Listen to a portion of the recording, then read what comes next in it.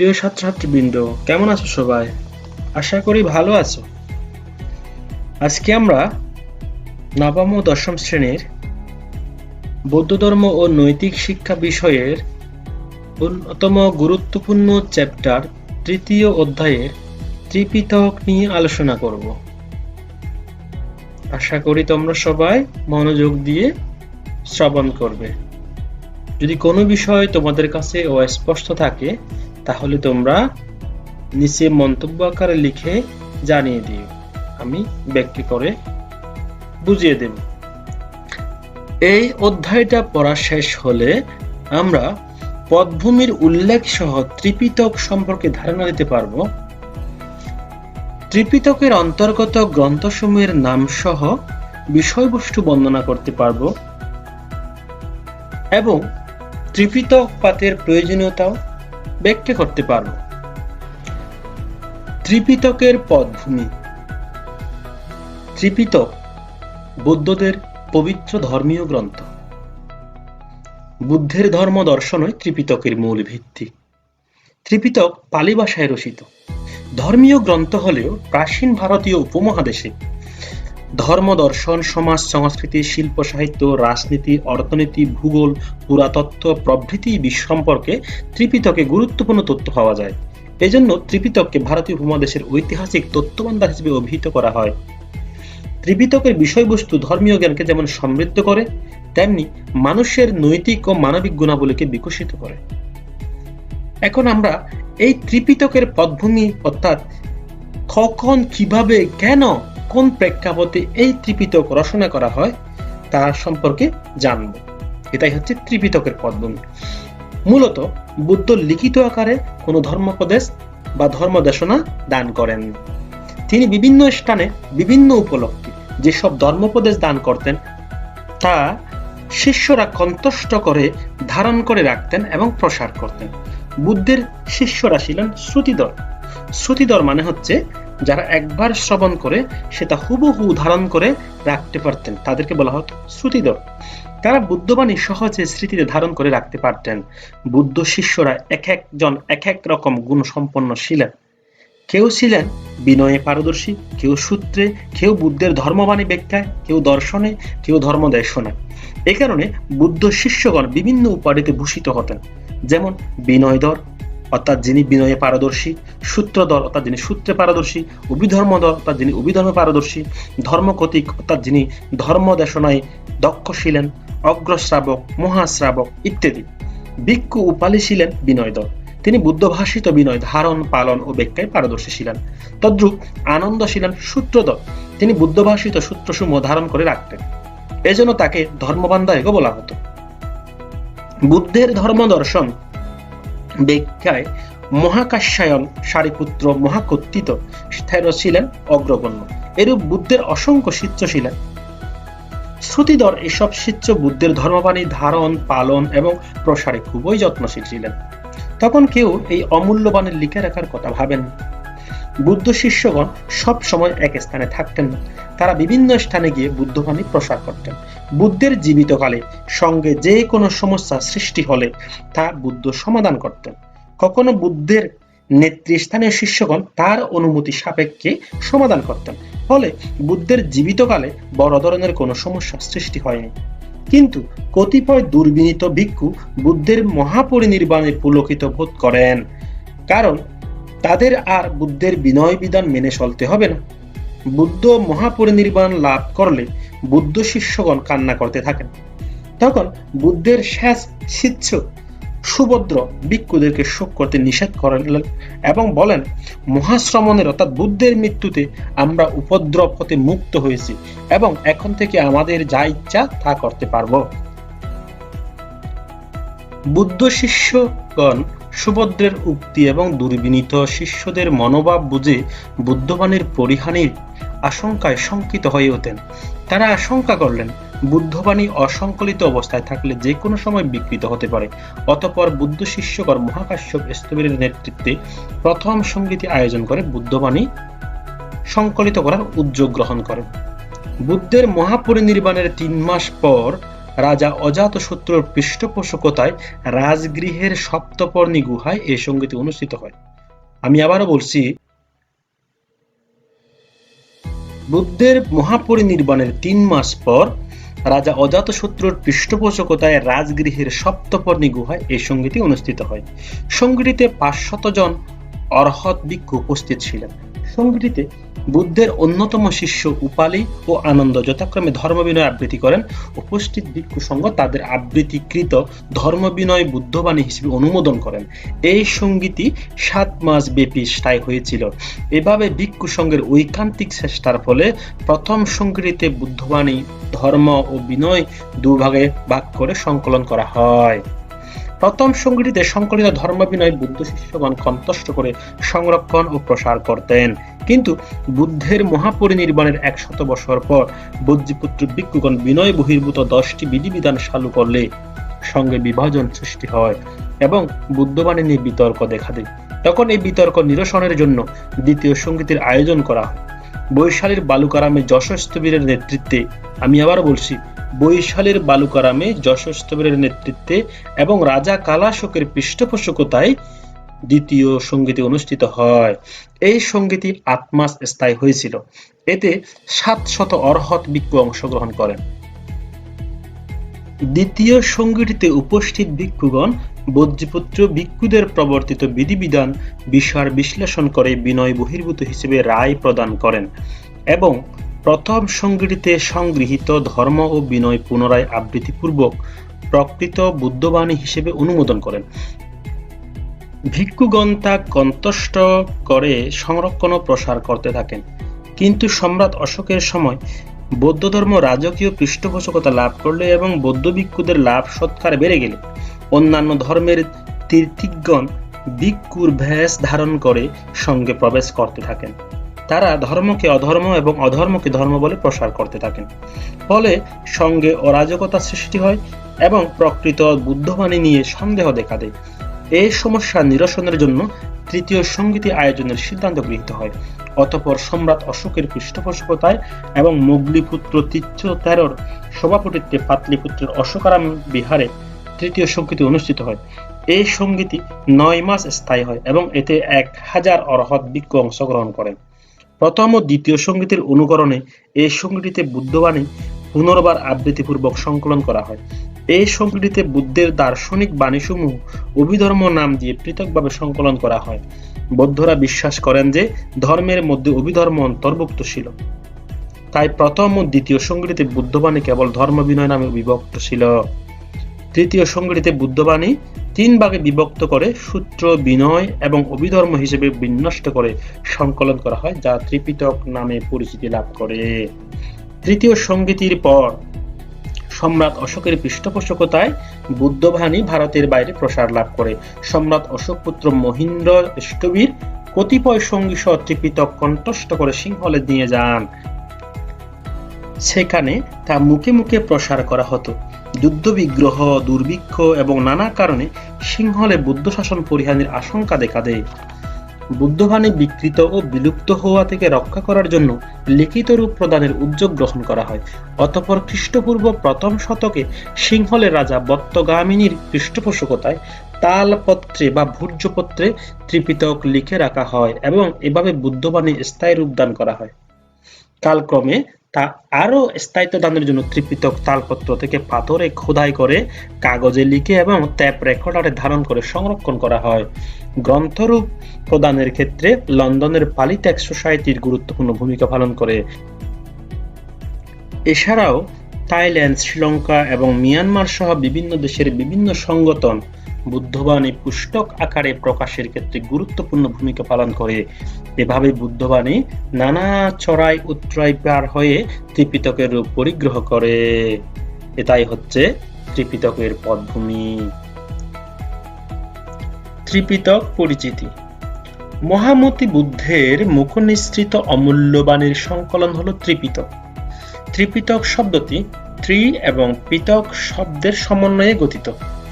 ত্রি শব্দের অর্থ ৩ আর পিটক শব্দের অর্থ হলো আধার বা পেটিকা বা ঝুড়ি অর্থাৎ বাস্কেট ইত্যাদি। বুদ্ধবাণী ধরন ও প্রকৃতি অনুসারে তিনটি ধারায় বিভক্ত করে তিনটি পেতিকা বা আধারে সংরক্ষণ করা হয় বলে তা ত্রিপিটক নামে অভিহিত করা হয়। তিনটি পিটক হলো সূত্র পিটক হচ্ছে 1 নম্বর, 2 নম্বর হচ্ছে বিনয় পিটক এবং 3 নম্বর হচ্ছে অভিধর্ম পিটক। বুদ্ধের ধর্মবাণী সূত্র আকারে গ্রথিত ভাগকে সূত্র বা সূত্র পিটক বলে। সূত্র পিটক 5টি প্রধান ভাগে বিভক্ত, যথা দীর্ঘ নিকায়, মধ্যম নিকায়, সংযুক্ত নিকায়, অঙ্গুত্তর নিকায় এবং ক্ষুদ্রক নিকায়। নিকায় শব্দের অর্থ দল, ভাগ, সম্প্রদায় ইত্যাদি।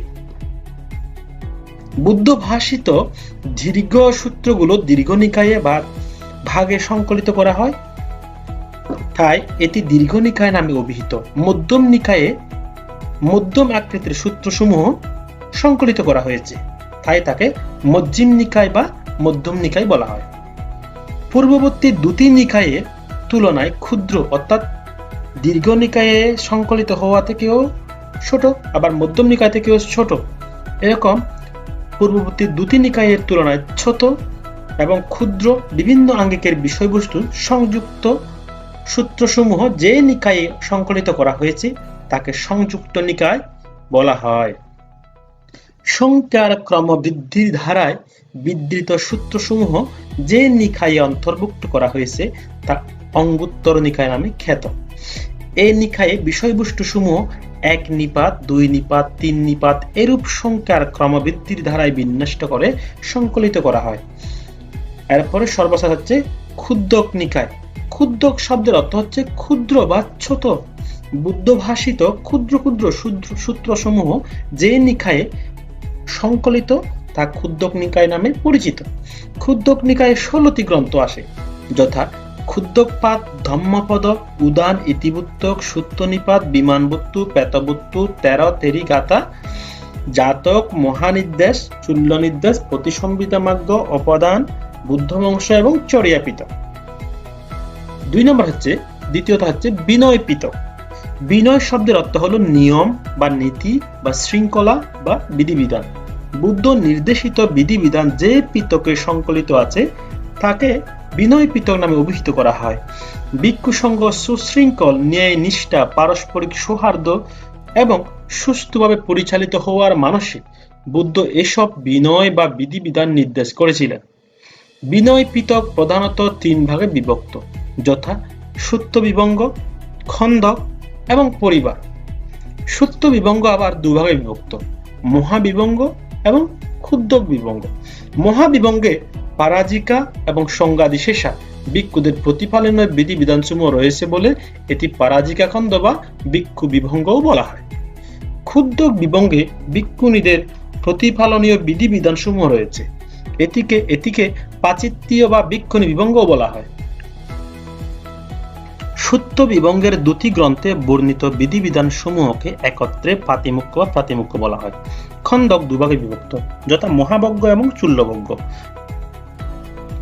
মহাবজ্ঞ বা মহাবর্গ গ্রন্থে বুদ্ধের বুদ্ধত্ব লাভ থেকে সংঘ প্রতিষ্ঠাকাল পর্যন্ত বুদ্ধের জীবন কাহিনীর ধারাবাহিক ইতিহাস পাওয়া যায়। শুল্লবজ্ঞ বা শুল্লবর্গ গ্রন্থে ভিক্ষু সংঘের বিভিন্ন নিয়ম কানুন সহ বুদ্ধের মহাপরিনির্বাণের পরে অনুষ্ঠিত প্রথম ও দ্বিতীয় সংগীতের বর্ণনা পাওয়া যায়। বুদ্ধের দর্শনের সূক্ষ্মাতি সূক্ষ্ম বিশ্লেষণই অভিধর্ম। বৌদ্ধ দর্শনই অভিধর্ম পিটকের মূল আলোচ্য বিষয়। অভিধর্ম পিটক 7 ভাগে বিভক্ত, যথা ধর্ম সঙ্গিনী, বিভঙ্গ, কথাতুকতা, পুগ্গল পয়ত্তি, কথাবত্তু, যমক এবং প্রত্থান। সূত্র পিটক বা সূত্র পিটক। পূর্বে আমরা দেখেছি সূত্র পিটক মোট 5 ভাগে বিভক্ত, যথা দীর্ঘ নিকায়, মধ্যম নিকায়, সংযুক্ত নিকায়, অঙ্গুত্তর নিকায় এবং ক্ষুদ্রক নিকায়। এগুলো এখন আমরা বিস্তারিত সংক্ষিপ্ত আকারে জানব। দীর্ঘ নিকায়। দীর্ঘ নিকায় সূত্র পিটকের প্রথম ভাগ। দীর্ঘ নিকায়ে সর্বমোট 34টি সূত্র আছে। সূত্রগুলো 3টি বর্গে বিভক্ত, যথা শিলেস্কন্দ বর্গ, মহাবর্গ এবং পাতিক বর্গ। প্রথম বর্গে 13টি সূত্র আছে। সূত্রগুলো গদ্যে রচিত। দ্বিতীয় বর্গে 10টি সূত্র, তৃতীয় বর্গে 11টি সূত্র, দ্বিতীয় ও তৃতীয় বর্গের বহু সূত্র গদ্যে ও পদ্যে রচিত। দান, শীল, সমাধি, প্রজ্ঞা, ধ্যান, বিমোক্ষ, অনিত্য, দুঃখ, অনাত্মা, চিত্ত, চৈতসিক ও নির্বাণ ইত্যাদি দীর্ঘ নিকায়ের প্রধান আলোচ্য বিষয়। কিন্তু প্রসঙ্গক্রমে এই নিকায়ে প্রাচীন ভারতীয় উপমহাদেশের ইতিহাস, দর্শন, রাজনীতি, অর্থনীতি, ভূগোল, সমাজ, সংস্কৃতি প্রভৃতি সম্পর্কেও গুরুত্বপূর্ণ আলোচনা পাওয়া যায়। বিশেষত ৬২ প্রকার ধর্মীয় ও দার্শনিক মতবাদ এবং জাতিভেদ প্রথা সম্পর্কে দীর্ঘ নিকায়ে যে বর্ণনা পাওয়া যায় তা বুদ্ধের সমসাময়িক কালের প্রাচীন ভারতের ধর্মীয় ও সামাজিক অবস্থা সম্পর্কে স্বচ্ছ ধারণা প্রদান করে। এছাড়া এ নিকায়ের মহাপরিনির্বাণ সূত্রে বুদ্ধের জীবন চরিত্রের চিত্তাকর্ষক বর্ণনা পাওয়া যায়। দীর্ঘ নিকায়ে ধর্ম দর্শন অপেক্ষা নৈতিক ও মানবিক জীবন গঠনে অধিক গুরুত্ব আরোপ করা হয়েছে। এরপরে ২ নম্বর হচ্ছে মজ্জিম নিকায়। এটি সূত্র পিটকের দ্বিতীয় ভাগ। মজ্জিম নিকায় পঞ্চ নিকায়ের মধ্যে সর্বোত্তম। যে সূত্রগুলো মধ্যম আকৃতির সেগুলো মজ্জিম নিকায়ে স্থান পেয়েছে। মজ্জিম মানে হচ্ছে মধ্য, অর্থাৎ মাঝারি আর কি। এতে ১৫২টি সূত্র আছে। সূত্রগুলো ৩টি বর্গে বিভক্ত, যথা মূল পঞ্চাশকা বর্গ, মজ্জিম পঞ্চাশকা বর্গ এবং শেল পঞ্চাশকা বর্গ। প্রথম ও দ্বিতীয় বর্গে ৫০টি, তৃতীয় বর্গে ৫২টি সূত্র আছে। এই নিকায়ের প্রধান আলোচ্য বিষয় হলো চারি আর্য সত্য, আর্যস্থাঙ্গিক মার্গ, প্রতীত্ব সমুৎপাত নীতি, পার্থিব ভোগ সুখের অসারতা, পরমাত্ম সত্য, নির্বাণ ইত্যাদি। এই গ্রন্থে বুদ্ধের সমকালীন ৬টি তৃত্বিক সংঘের ধর্ম দর্শন সম্পর্কে গুরুত্বপূর্ণ তথ্য পাওয়া যায়। তাছাড়া ভিক্ষুদের জীবনযাত্রা, ভিক্ষু সংঘের সাথে গৃহী ও রাজন্যবর্গের সম্পর্ক, বুদ্ধকালীন ভারতের সামাজিক, অর্থনৈতিক, শিক্ষা ও ধর্মীয় অবস্থার বিবরণও পাওয়া যায়। দৈনন্দিন জীবনযাত্রার অপরিহার্য আচরণের বিষয়সমূহ এই গ্রন্থে বিশেষভাবে প্রতিফলিত হয়েছে ও সরলভাবে বিশ্লেষণ করা হয়েছে। তাই ৫টি নিকায়ের মধ্যে মজ্জিম নিকায়কে সর্বোত্তম বলে গণ্য করা হয়। বিখ্যাত আচার্য বুদ্ধ ঘোষ ত্রিপিটকের অন্তর্গত গ্রন্থসমূহের মধ্যে মজ্জিম নিকায়কে সর্বশ্রেষ্ঠ গ্রন্থ হিসেবে আখ্যায়িত করেছেন। সংযুক্ত নিকায়। সংযুক্ত নিকায়ে ৫৬টি সংযুক্ত বা অধ্যায় আছে। এগুলো ৫টি বর্গে বিভক্ত। স্বগাতা বর্গে ১১টি, নিধান বর্গে ১২টি, খণ্ড বর্গে ১৩টি, সলায়তন বর্গে ১০টি এবং মহাবর্গে ১২টি অধ্যায় আছে। ৫টি বর্গে মোট সূত্র সংখ্যা ২৮৮৯টি। সূত্রগুলো নৈতিক, মনস্তত্ত্ব, দর্শন প্রভৃতি বিষয় সম্পর্কে সূত্র সমবায়ে রচিত। দীর্ঘ ও মজ্জিম নিকায়ের তুলনায় সংযুক্ত নিকায়ের সূত্রগুলো ছোট হলেও গভীর তাৎপর্যপূর্ণ। বিষয়বস্তু ৩টি ধারায় বিভাজন করে উপস্থাপন করা হয়েছে। ১. ধর্ম দর্শন, ২. দেবতা, মনুষ্য প্রভৃতি সম্পর্কীয় ঘটনা এবং ৩. ধর্মীয় ব্যক্তি। প্রথম বর্গে শীল, আচার, অনুষ্ঠান, আদর্শ জীবনযাপন ও চরিত্র গঠনের উপর প্রাধান্য দেওয়া হয়েছে। অন্যান্য বর্গ ধর্ম, দর্শন ও বিবিধ আলোচনায় সমৃদ্ধ। এই নিকায়ের কিছু ছোট ছোট কবিতা বা গাথা আছে যার সাহিত্যিক ও দার্শনিক মূল্য অপরিসীম।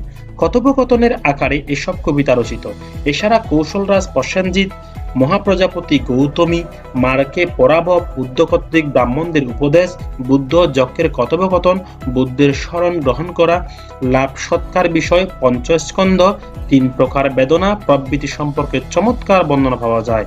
বলা যায় সংযুক্ত নিকায় আধ্যাত্মিক, নৈতিক ও দার্শনিক বিষয়ের বর্ণনায় খুবই সমৃদ্ধ। অঙ্গুত্তর নিকায়। অঙ্গুত্তর নিকায়ে মোট ২৩০৮টি সূত্র রয়েছে। সূত্রগুলো গদ্যে ও পদ্যে রচিত এবং ১১টি নিপাত বা অধ্যায়ের বিভক্ত। আলোচ্য বিষয়ের সংখ্যা অনুসারে নিপাতসমূহের নামকরণ করা হয়েছে। যেমন ১ নিপাতে ১টি বিষয় আলোচিত হয়েছে, তদ্রূপ ২ নিপাতে ২টি বিষয় আলোচিত হয়েছে। প্রত্যেকটি নিপাত আবার কতিপয় বর্গে বিভক্ত। ক্ষুদ্র ও বৃহৎ উভয় রকমের সূত্র রয়েছে। এই নিকায়ের বহুবিধ গুরুত্বপূর্ণ বিষয়ের সমাবেশ ঘটেছে। অন্যান্য নিকায়ের মতো অঙ্গুত্তর নিকায়ে শীল, সমাধি, প্রজ্ঞা, শ্রদ্ধা, বীর্য ও বিনয় সম্পর্কিত বিষয়ের বর্ণনা রয়েছে। এছাড়াও এখানে চঞ্চল চিত্তকে সংযত করা বা পরিত্যাগ করা, ৩ প্রকার লোকের কথা, ইন্দ্রিয় দমন, মিতাহার ও অপ্রমত্ততা, ৩টি বিষয়ের প্রতি সজাগ থাকা, দেবদত্তের পরিণাম, নারী পুরুষের চরিত্র, স্বামী স্ত্রীর সম্পর্ক, বৌদ্ধ উপাসক উপাসিকার দায়িত্ব কর্তব্য, আচার আচরণ, উপসৎ এবং উপসতের উপযোগিতা, সুখ দুঃখ, শ্রোতাপত্তি মার্গ ও ফল, সকৃতগামী মার্গ ও ফল, অনাগামী মার্গ ও ফল এবং অরহৎ মার্গ ও ফল ইত্যাদি বিষয় মূল্যবান বিবরণ এখানে পাওয়া যায়। অঙ্গুত্তর নিকায়ে প্রাচীন ভারতের দ্বন্দ্বদান বিধান, পদ্ধতি, ভৌগোলিক, সামাজিক, ধর্মীয় অবস্থারও নিখুঁত বর্ণনা পাওয়া যায়। এছাড়া সেই সময়কার রাজা, মহারাজা, ভিক্ষু, ভিক্ষুণী, উপাসক, উপাসিকা প্রভৃতি সম্পর্কে গুরুত্বপূর্ণ তথ্য পাওয়া যায়। তাই অঙ্গুত্তর নিকায়ের ঐতিহাসিক মূল্য অপরিসীম। এখন সর্বশেষ ৫ নাম্বারটা হচ্ছে ক্ষুদ্রক নিকায়। ক্ষুদ্রক নিকায় সূত্র পিটকের সর্বশেষ ভাগ। এই নিকায়ের বিষয়বস্তু ১৬ ভাগে বিভক্ত করে উপস্থাপিত হয়েছে। অর্থাৎ ক্ষুদ্রক নিকায় ১৬টি গ্রন্থের সমন্বয়ে গঠিত। এক একটি গ্রন্থের বিষয়বস্তু এক এক রকম। গ্রন্থসমূহের বিষয়বস্তুর মধ্যে কোনো ধারাবাহিকতা নেই। ক্ষুদ্রক নিকায় বৈচিত্র্যময় বিষয়ের সমাহার লক্ষ্য করা যায়। তাই ক্ষুদ্রক নিকায়কে প্রচ্ছন্ন সংগ্রহ বলা হয়। ছোট আকারের হলেও গ্রন্থগুলো বিষয়বস্তু গুরুত্ব অপরিসীম। নবদীক্ষিত ভিক্ষু শ্রমণরা অন্যান্য গ্রন্থ শিক্ষা করার পূর্বে ক্ষুদ্রক নিকায়ের গ্রন্থগুলো শিক্ষা করেন। ক্ষুদ্রক নিকায়ের অন্তর্গত গ্রন্থগুলো হলো ক্ষুদ্রকপাত, ধম্মপদ, উদ্যান, ইতিবুত্তক, সূত্রনিপাত, বিমানবুত্তু, পেতবুত্তু, থেরগাথা, তেরিগাথা, জাতক, মহানির্দেশ, চূল্যনির্দেশ, প্রতিসংবিধামাগ্য, অপদান বুদ্ধবংশ এবং চরিয়ান পিতক। বিনয় পিতক। বিনয়ের অপর নাম নিয়ম, নীতি বা শৃঙ্খলা। বিনয়কে সহজত্বে শীল বলা হয়। পৃথিবীর সবকিছুই নিয়ম ও শৃঙ্খলা দ্বারা পরিচালিত হয়। আমাদের প্রাত্যহিক জীবনে নিয়ম শৃঙ্খলা উপযোগিতা সবচেয়ে বেশি। অসংযম, আলস্যপরায়ণ, প্রমাদপরায়ণ, অনৈতিকতা, অমিতব্যয়িতা, লোভ, দ্বেষ, মোহ, দুশ্চীলতা সকল প্রকার উন্নতির পরিপন্থী। অপরদিকে নিয়ম, শৃঙ্খলা, সংযম, চরিত্রবল, শীল, সমাধি, উদ্যম, উৎসাহ, প্রচেষ্টা, নিয়মানুবর্তিতা, আত্মত্যাগ, শ্রদ্ধা, সন্তুষ্টি, প্রজ্ঞা, সৎকর্ম সকল প্রকার উন্নতির মূল চাবিকাঠি। তাই বিনয় সকল প্রকার কুশলকর্মের ভিত্তিস্বরূপ। বিনয় ভিক্ষু শ্রমণদের অবশ্য পালনীয় বিধিবিধান হলেও এতে উন্নত পারিবারিক জীবন যাপনের সুন্দর দিক নির্দেশনা রয়েছে। বিনয়ের অনুশীলনে নৈতিক ও মানবিক গুণাবলী অর্জিত হয়। তাই বিনয়ের পঠন পাঠন একান্ত প্রয়োজন। বিনয় পিটক প্রধানত ৩ ভাগে বিভক্ত। ক হচ্ছে সূত্র বিভঙ্গ। এটি আবার ভিক্ষু বিভঙ্গ এবং ভিক্ষুণী বিভঙ্গ দুভাগে বিভক্ত। খ হচ্ছে খন্দক। এটি মহাবজ্ঞ এবং চূল্যবজ্ঞ নামে দুভাগে বিভক্ত। গ হচ্ছে পরিবার বা পরিবার পাত। এখন আমরা এগুলোর বিস্তারিত দেখব। সূত্র বিভঙ্গ। বিনয় পিটকের প্রথম গ্রন্থ হলো সূত্র বিভঙ্গ। সূত্র শব্দের অর্থ হলো সূত্র, আর বিভঙ্গ শব্দের অর্থ ভেঙে ফেলা, অর্থাৎ ভেঙে বা সূক্ষ্মভাবে ভাবার্থ ব্যাখ্যা করা। অর্থাৎ সূত্র বিভঙ্গ শব্দের অর্থ হলো সূত্র ব্যাখ্যা, অর্থাৎ বিনয়ের নিয়ম নীতি বা মূল শিক্ষাপদের বিস্তৃত ব্যাখ্যা। পাতিমুখে ২২৭টি শীলের বিস্তৃত ব্যাখ্যা সূত্র বিভঙ্গে পাওয়া যায়। এতে নিয়মগুলো কোথায় কিভাবে বুদ্ধ কর্তৃক প্রজ্ঞাপ্ত হয়েছিল, শীল ভঙ্গকারী কে, শীল কর্তৃক বিশুদ্ধি সম্পর্কীয় অপরাধসমূহ কিভাবে নির্ধারণ করতে হয়, কি প্রকারে শাস্তি প্রদান করলে আপত্তিপ্রাপ্ত ভিক্ষু শীল বিপত্তি হতে নিষ্কৃতি লাভ করতে পারে, এসব বিষয়ের সূক্ষ্ম বিশ্লেষণই সূত্র বিভঙ্গের মূল উপজীব্য বিষয়। সূত্র বিভঙ্গের নীতিসমূহের গুরুত্ব অনুসারে ৮ ভাগে বিভক্ত করা হয়েছে, যথা পারাজিকা, সংজ্ঞাদেশেষা, অনিয়ত, নিঃসজ্ঞিয়া, পাচিত্যিয়া, পাটিদেশনীয়া, শিকিয়া এবং অধিকরণ সমত। এই নীতিগুলো ভিক্ষু বিভঙ্গ এবং ভিক্ষুণী বিভঙ্গ দুটি গ্রন্থে সংকলিত। কোন নীতি লঙ্ঘনে কি অপরাধ এবং কি তার প্রতিকার তা ব্যাখ্যা গ্রন্থদ্বয়ে পাওয়া যায়। তাই সূত্র বিভঙ্গকে আইন বা নীতিশাস্ত্র হিসেবেও গণ্য করা হয়। ১ নাম্বার হচ্ছে ভিক্ষু বিভঙ্গ, বিনয় পিটকের প্রথম গ্রন্থ। এই গ্রন্থে ভিক্ষুদের বিনয় সম্পর্কিত নিয়মগুলো লিপিবদ্ধ আছে। বুদ্ধ কোথায় কিভাবে কাকে উপদেশ প্রদান করে এসব নিয়ম নীতি নির্দেশ করেন, শীল ভঙ্গকারীর দোষ বা তা থেকে পরিত্রাণের উপায় বর্ণিত আছে। ভিক্ষুদের প্রতিপালনীয় নিয়মগুলো এই গ্রন্থে ৮ ভাগে ভাগ করে বর্ণনা করা হয়েছে, যথা পারাজিকা, সংজ্ঞাদিশা, অনিয়ত, নিঃসজ্ঞিয়া, পাচিত্যিয়া, পটিদেশনীয়া, শিকিয়া এবং অধিকরণ সমত। এতে সর্বমোট ২২৭টি শীলের ব্যাখ্যা আসে। ২ নম্বর হচ্ছে ভিক্ষুণী বিভঙ্গ। ভিক্ষুণীদের প্রতিপালনীয় নিয়মগুলো এই গ্রন্থে লিপিবদ্ধ আছে। ভিক্ষু বিভঙ্গের পরিপূরক হিসেবে এটি রচনা করা হয়। এই গ্রন্থে ভিক্ষুণীদের প্রতিপালনীয় নিয়মগুলো ৮ ভাগে বিভক্ত করে বর্ণিত হয়েছে, যথা পারাজিকা, সংজ্ঞাদিশা, অনিয়ত, নিঃসজ্ঞিয়া, পাচিত্যিয়া, পটিদেশনীয়া, শিকিয়া এবং অধিকরণ সমত। ভিক্ষুণীদের শিলার সংখ্যা কিন্তু ৩১১টি। উল্লেখ্য থাকে যে ভিক্ষুদের চেয়ে ভিক্ষুণীদের শিলার সংখ্যা ৮৪টি বেশি। সূত্র বিভঙ্গের অন্তর্গত ভিক্ষু বিভঙ্গ ও ভিক্ষুণী বিভঙ্গ গ্রন্থদ্বয় পারাজিকা ও পাচিত্যিয়া নামেও পরিচিত। খন্দক। হচ্ছে খন্দক। বিনয় পিটকের দ্বিতীয় ভাগের নাম হচ্ছে খন্দক। এতে গৌতম বুদ্ধের সম্বুদ্ধি লাভের পরের ঘটনাগুলো বর্ণিত আছে। খন্দকের বিশেষত্ব হচ্ছে যে এতে বিনয়ের বিধিবিধান সমূহকে গুরুত্ব দেওয়া হচ্ছে। প্রাচীন ভারতের ধর্ম, সমাজ, সংস্কৃতি, রাজনীতি, অর্থনীতি, ভূগোল, ভ্রমণ, নির্মাণ ও উন্নয়ন এরূপ বহু ঐতিহাসিক তত্ত্ব ও তথ্যে খন্দক সমৃদ্ধ। খন্দক মহাবজ্ঞ এবং শুল্লবজ্ঞ এই দুভাগে বিভক্ত। এক, খন্দ মহাবজ্ঞ। মহাবজ্ঞ গ্রন্থটি 10টি অধ্যায় বা স্কন্ধে বিভক্ত, যথা মহাখন্দ স্কন্ধ, 2 উপনিষদ স্কন্ধ, 3 বৈশাপায়নিক স্কন্ধ, 4 প্রবারণা স্কন্ধ, 5 চর্ম স্কন্ধ, 6 বৈষয়্য স্কন্ধ, 7 কঠিন স্কন্ধ, 8 হচ্ছে শিবর স্কন্ধ, 9 হচ্ছে চম্পীয় স্কন্ধ এবং 10 হচ্ছে কৌশাম্বিক স্কন্ধ। প্রত্যেকটি অধ্যায়ের আকার বৃহৎ বলে এই গ্রন্থটি মহাবজ্ঞ নামে অভিহিত। এই গ্রন্থে গৌতম বুদ্ধের সম্বুদ্ধি লাভের পরের ঘটনাগুলো বর্ণিত আছে। বিশেষত বুদ্ধত্ব লাভ হতে সংঘ প্রতিষ্ঠা পর্যন্ত বুদ্ধের জীবনের নানান কাহিনী মহাবজ্ঞে আলোচিত হয়েছে। বুদ্ধের ধারাবাহিক জীবনের রচনার জন্য গ্রন্থটির মূল্য অপরিসীম। বুদ্ধত্ব লাভের পর থেকে শুরু করে সংঘ প্রতিষ্ঠাকাল পর্যন্ত বুদ্ধ যেসব বিনয় বিধান চালু করেছিলেন তার ধারাবাহিক ইতিহাস এই গ্রন্থে পাওয়া যায়। গ্রন্থটিতে বুদ্ধের সমসাময়িক কালের অনেক ঐতিহাসিক ঘটনার বিবরণ রয়েছে। বুদ্ধের ধর্ম প্রসারের ইতিহাস, বৌদ্ধ সংঘের উৎপত্তি ও ক্রমবিকাশ, ধর্মচক্র প্রবর্তন, পঞ্চবর্গ শিষ্যের দীক্ষা, বুদ্ধের সাথে সাক্ষাতের জন্য ধনাঢ্য যশের পরিভ্রমণ, রাজা বিম্বিসারের সাথে যুদ্ধের সাক্ষাৎকার সহ গুরুত্বপূর্ণ বহু ঐতিহাসিক তথ্যে গ্রন্থটি ভরপুর। এছাড়াও শিক্ষাদান পদ্ধতি, গুরু শিষ্যের সম্পর্ক, আদর্শ জীবন গঠনের সঠিক দিক নির্দেশনা রয়েছে। 2 নম্বর হচ্ছে চুল্লবজ্ঞ। চুল্লবজ্ঞে 12টি অধ্যায় বা স্কন্ধ রয়েছে, যথা 1 হচ্ছে কর্ম স্কন্ধ, 2 হচ্ছে পারিভাষিক স্কন্ধ, 3 হচ্ছে সমুচ্চয় স্কন্ধ, 4 হচ্ছে সমতা স্কন্ধ, 5 হচ্ছে ক্ষুদ্র বস্তু স্কন্ধ, 6 হচ্ছে শয়নাসন স্কন্ধ, 7 হচ্ছে সংঘবেদক স্কন্ধ, 8 হচ্ছে ব্রত স্কন্ধ, 9 হচ্ছে প্রাতিমুখ্য স্কন্ধ, 10 হচ্ছে ভিক্ষুণী স্কন্ধ, 11 হচ্ছে পঞ্চশতিকা স্কন্ধ এবং 12 হচ্ছে সপ্তশতিকা স্কন্ধ। শূল্য শব্দের অর্থ হচ্ছে ক্ষুদ্র।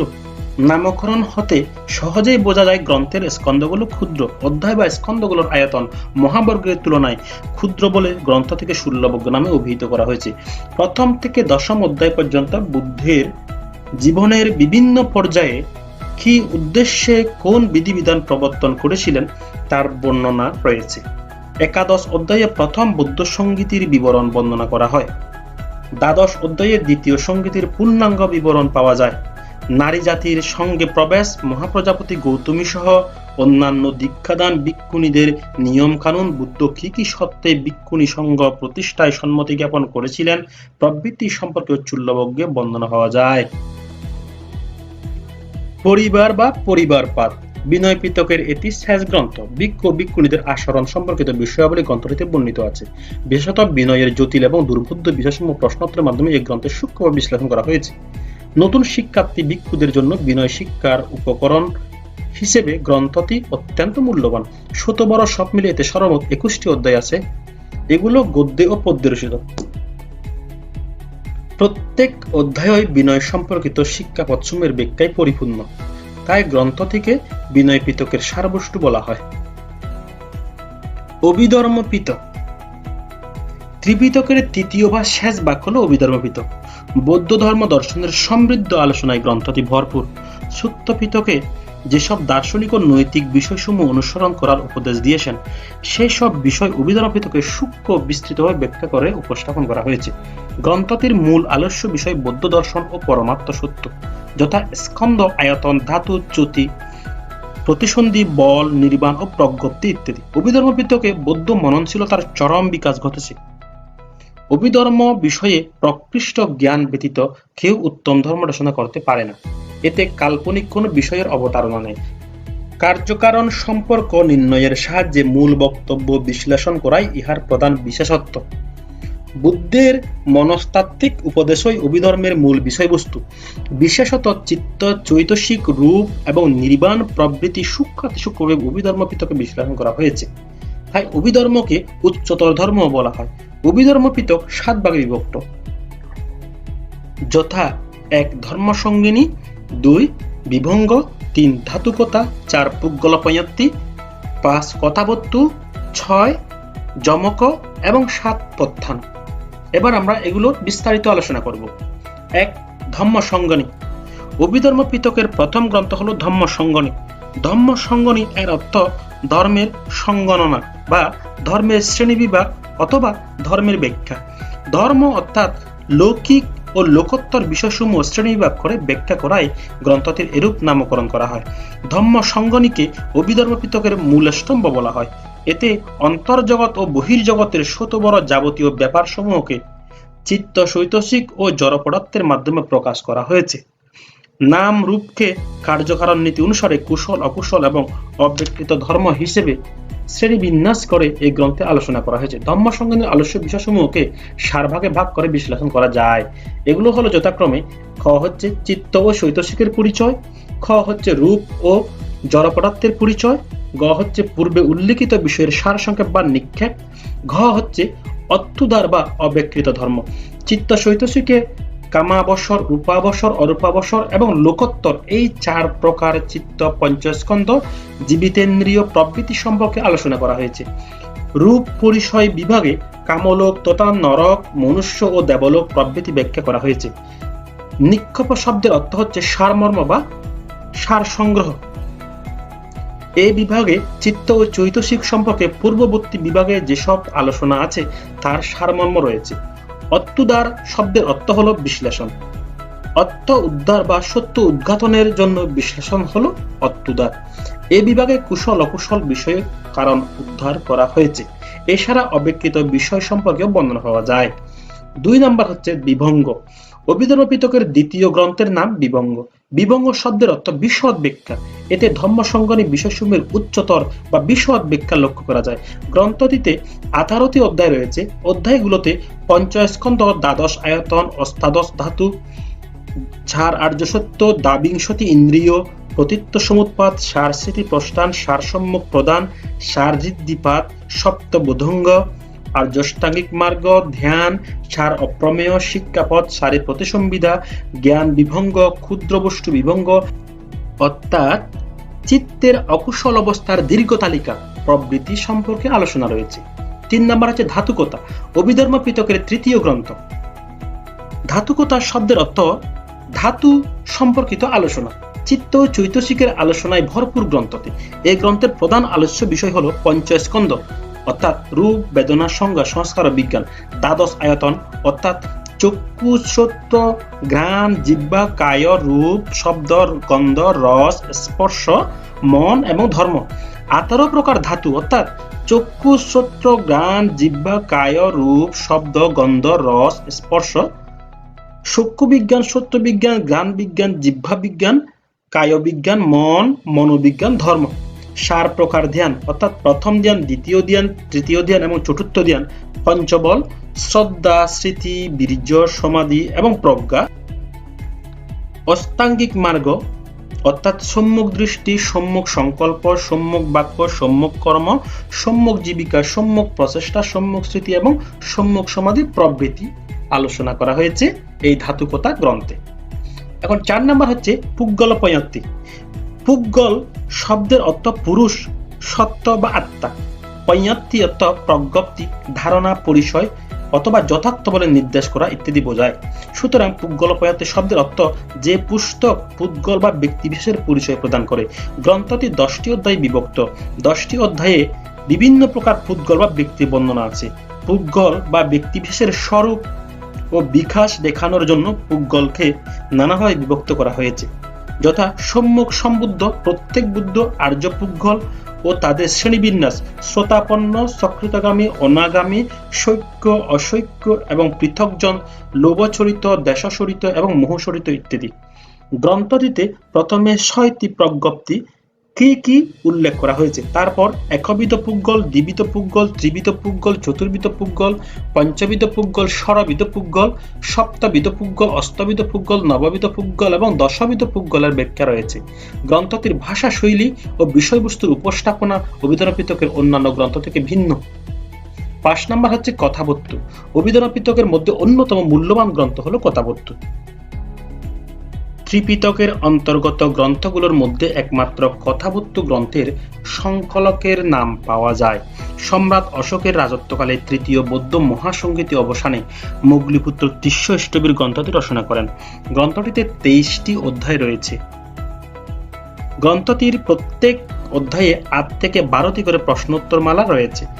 এই প্রশ্নোত্তর পর্বে প্রাচীন ভারতের জীবনযাত্রা তথা সে সময়ের মানুষের মন ও মননশীলতার পরিচয় পাওয়া যায়।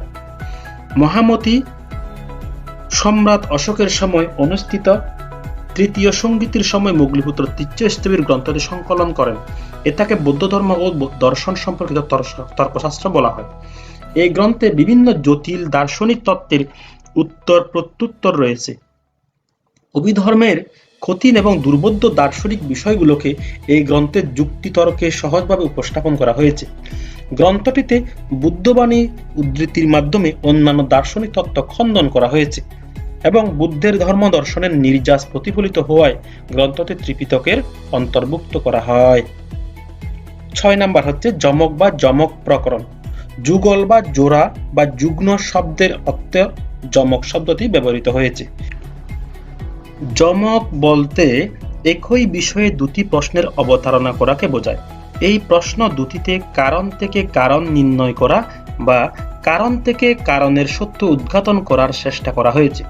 গ্রন্থটি ১০ অধ্যায়ে বিভক্ত। গ্রন্থটির মূল আলোচ্য বিষয় হল মূল যমক, স্কন্দ যমক, আয়তন যমক, ধাতু যমক, সত্য যমক, সংস্কার যমক, অনুশয় যমক, চিত্ত যমক, ধর্ম যমক, ইন্দ্রিয় যমক ইত্যাদি। মূল যমকে কুশল এবং অকুশল ও তাদের মূল সম্পর্কে আলোচনা করা হয়েছে। স্কন্দ যমকে পঞ্চস্কন্দের বর্ণনা রয়েছে। ধাতু যমকে অষ্টাদশ প্রকার ধাতুর বিস্তৃত অর্থ বর্ণিত হয়েছে। সত্য যমকে সারি আর্য সত্যের বর্ণনা পাওয়া যায়। সংস্কার যমকে ৩ প্রকার সংস্কারের আলোচনা দৃষ্ট হয়: কায় সংস্কার, বাক্য সংস্কার এবং মনঃসংস্কার। এই ৩ সংস্কারকে ৩ প্রকারের সংস্কার বলা হয়। অনুশয় যমকে বিবিধ প্রকার অনুশয়ের দার্শনিক বিষয় যেমন কাম, রাগ, সন্দেহ, মান, অবিদ্যা ইত্যাদি পাওয়া যায়। চিত্ত যমকে চিত্ত ও চৈতসিক সম্পর্কে ধারণা পাওয়া যায়। ধর্ম যমকে কুশল এবং অকুশল ধর্মের তাৎপর্য বিস্তৃতভাবে বিশ্লেষণ করা হয়েছে। ইন্দ্রিয় যমকে ২২ প্রকার ইন্দ্রিয়ের পরিচয় প্রদান করা হয়েছে। ৭ নাম্বার এবং শেষ হচ্ছে প্রত্থান। অভিধর্ম পিটকের শেষ গ্রন্থ। প্রত্থান শব্দের অর্থ হল সম্বন্ধ, কারণ বা প্রধান কারণ, প্রকৃত কারণ, হেতু ইত্যাদি। গ্রন্থটিতে নাম রূপের কারণ ব্যাখ্যা করতে গিয়ে প্রতীত্য সমুৎপাত নীতি আলোচনা করা হয়েছে। গ্রন্থটিতে ৪টি বিভাগ রয়েছে, যথা অনুলোম প্রত্যান, পচ্ছনীয় প্রত্যান, অনুলোম পচ্ছনীয় প্রত্যান এবং পচ্ছনীয় অনুলোম প্রত্যান। ৪ বিভাগকে আবার ২৪ প্রকার প্রত্যয়ের মাধ্যমে উপস্থাপন করা হয়েছে। প্রত্যয় শব্দের অর্থ হল কারণ, নিদান, হেতু ইত্যাদি। যার মাধ্যমে কোনো কার্য সংঘটিত হয় তাই প্রত্যয়। প্রত্যান গ্রন্থে বর্ণিত ২৪ প্রকার প্রত্যয় সমূহ হল হেতু, আরম্ভন, অধিপতি, অনন্তর, সমান্তর, সহজাত, অয়ময়, নিশ্চয়, উপনিশ্চয়, পুরেজাত, পচ্ছাজাত, অসেবন, কম্ম, বিপাক, আহার, ইন্দ্রিয় ধ্যান, মগ্গ, সম্পযুক্ত, বিপযুক্ত, অতি, নতি, বিগত এবং অবিগত প্রত্যয়। এতক্ষণে আমরা ত্রিপিটক এবং ত্রিপিটকের যে ৩টি শাখা, সেটা হচ্ছে সূত্র পিটক, বিনয় পিটক, অভিধর্ম পিটক, এগুলোর বিস্তারিত পরিচিতি আমরা জানলাম। এখন আমরা জানবো ত্রিপিটক পাঠের প্রয়োজনীয়তা, অর্থাৎ এই ত্রিপিটক পাঠ করলে কি হবে, আমাদের কি লাভ হবে, কি আমরা জানবো, কি আমরা জানতে পারি, কিভাবে আমরা ত্রিপিটক পাঠের মাধ্যমে উপকৃত হতে পারি, সেটা নিয়ে আমরা আলোচনা করব। ত্রিপিটক পাঠের প্রয়োজনীয়তা। বুদ্ধের ধর্ম দর্শনই ত্রিপিটকের মূল উপজীব্য বিষয়, কিন্তু প্রসঙ্গক্রমে এই গ্রন্থে বুদ্ধের সমকালীন সমাজ, সংস্কৃতি, ধর্মদর্শন, রাজনীতি, ভূগোল, অর্থনীতি প্রভৃতি সম্পর্কে আলোচনা রয়েছে।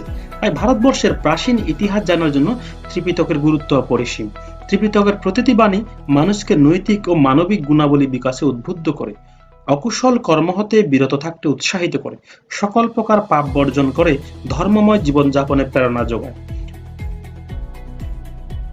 মানুষকে দুঃখহীন নৈর্বাণিক পথে পরিচালিত করে। ত্রিপিটক পাঠে কুশল অকুশল কর্ম, চিত্তের প্রকৃত স্বরূপ, মানুষের বৈশিষ্ট্য, মনোজগতের নানা অবস্থা, দুঃখ, দুঃখের কারণ, দুঃখ মুক্তির উপায়, অনিত্য, অনাত্মা, নির্বাণ, নির্বাণ লাভের উপায়, জগতের প্রকৃত স্বরূপ, শীল, সমাধি, প্রজ্ঞা প্রভৃতি সম্পর্কে জানা যায়। তাছাড়া বুদ্ধ জীবনের বহু গুরুত্বপূর্ণ ঘটনা ত্রিপিটকে বর্ণিত আছে। ত্রিপিটকের অমৃত বাণীসমূহ রাগ, দ্বেষ, মোহ বিদূরিত করে মানুষে মানুষে পারস্পরিক সুসম্পর্ক, সৌহার্দ্য ও ঐক্য সৃষ্টিতে ভূমিকা রাখে। ভারতবর্ষে জাতিভেদ বর্ণপ্রথার নামে যে নিষ্ঠুরতা প্রচলিত ছিল তা দূরীভূত করতে বুদ্ধবাণী গুরুত্বপূর্ণ ভূমিকা পালন করেছিল। জাতিভেদ প্রথা ও বর্ণ বৈষম্যহীন সমাজ প্রতিষ্ঠার স্বপ্ন নিয়ে বুদ্ধ তার ধর্ম প্রসার করেছিলেন। তার প্রতিটি বাণী ছোট বড় সকল প্রাণীকে রক্ষায় প্রেরণা যোগায়। সেই আদর্শকে বিকশিত করার উদ্দেশ্যে তিনি প্রতিষ্ঠা করেন ভিক্ষু ও ভিক্ষুণী সংঘ। তার প্রতিষ্ঠিত সংঘে জাতি, বর্ণ, গোত্র নির্বিশেষে সকলের প্রবেশাধিকার ছিল। এভাবে তিনি সমাজে এবং তার অনুসারীদের মধ্যে সাম্যনীতির আদর্শ ছড়িয়ে দিয়েছিলেন। বুদ্ধ নির্দেশিত বিধিবিধান অনুসরণে মানুষ বিনয়ী, শীলবান এবং চরিত্রবান হয়। ফলে ব্যক্তি, পরিবার ও সমাজ জীবন সুখের হয়। অতএব বলা যায় ত্রিপিটক পাঠের প্রয়োজনীয়তা অপরিসীম। আজকে তাহলে আমরা খুব গুরুত্বপূর্ণ একটা অধ্যায়, তৃতীয় অধ্যায়টা ত্রিপিটক পরিচিতি শেষ করলাম। এখানে অনেক কঠিন কঠিন শব্দ প্রয়োগ হয়েছে যেগুলো বোঝা খুবই কঠিন। তোমরা পড়ার পরে তোমরা ওতে থাকতে নিজেরা পড়ে দেখবে, না বুঝলে সেটা ওখানে কমেন্ট আকারে লিখবে, আমি সেটা বুঝিয়ে দেওয়ার চেষ্টা করব। আর ভালোভাবে পড়াশোনা করো। আসলে এই চ্যাপ্টারটা খুবই খুবই কঠিন, কারণ এই চ্যাপ্টারটা হচ্ছে পুরো বিষয়টার একটা সারসংক্ষেপ হচ্ছে এই চ্যাপ্টারে। এটাই হচ্ছে মূল চ্যাপ্টারটা জিনিসটা। কাজেই একটা চ্যাপ্টারে পুরো একটা বিষয় তুলে নিয়ে আসা অনেক সংক্ষেপে আলোচনা হয়েছে, খুবই কঠিন একটা বিষয়। তোমরা কোনো একটা বিষয় না পারলে তোমরা আমাকে এই নাম রোল মানে আকারে নাম রোল লিখে মন্তব্য করবা, আমি উত্তর দিব। আর ঠিকমতো তোমরা পড়াশোনা করবা। সবাইকে এতক্ষণ ধরে ক্লাস দেখার জন্য ধন্যবাদ, এবং তোমরা সবাই সুখে থেকো, সুস্থ ও নিরাপদে থেকো। আবারও ধন্যবাদ।